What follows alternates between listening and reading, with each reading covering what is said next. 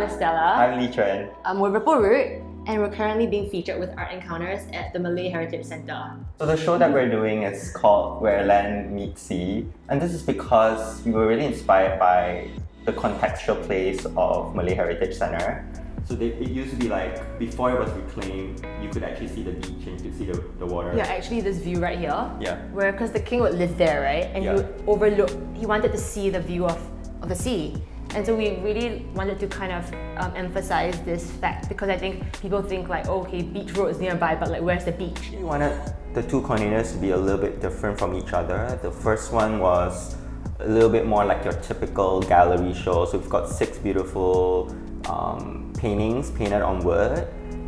And then with this container that we're in now, I think it was more like an installation. So what we really wanted to do with the frontage of the containers were to have these sort of like big, oversized, large cutouts that were a mix of our painterly strokes as well as archival image that we found along with the guys from MHC.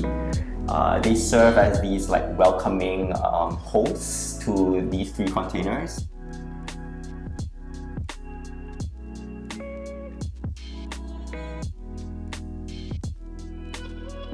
We highlighted archival images that we shared with the curators from MHC, and we wanted to put color into it, so like sort of give it life again.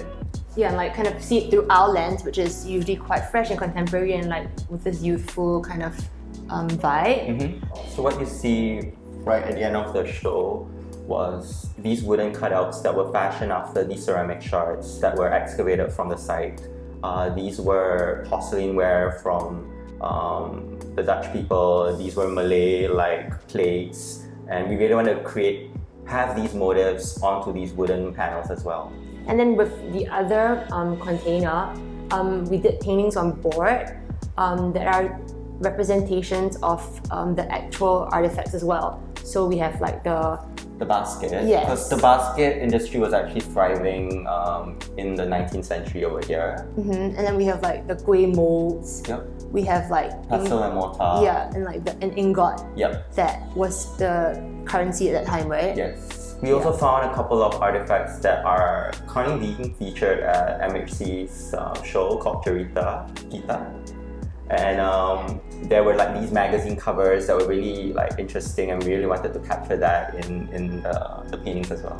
Yeah, I think just spotlighting things that like people might have missed, or I think you have people that come into the show and be like, this is our first time stepping foot in this area. So I think giving them some like nuggets of information that they previously might not be like privy to. Yeah. But of course for us, we got really into like both the technique as well as the discovery of like just how much like how rich history. Like the diversity of this area is.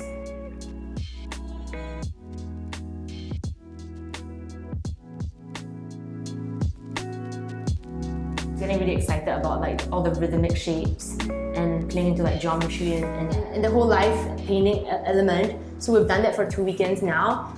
Being able to have people come and like watch our process. It's nice to see humans again after a long period of being stuck at home. And so I think the viewers can sort of like come in and just kind of immerse themselves in sort of like an artist studio type situation. And because we're all about the drips and we love that. The drips and the marks and the stains. Yes, so I think it's just a good kind of insight to our process, I think, overall.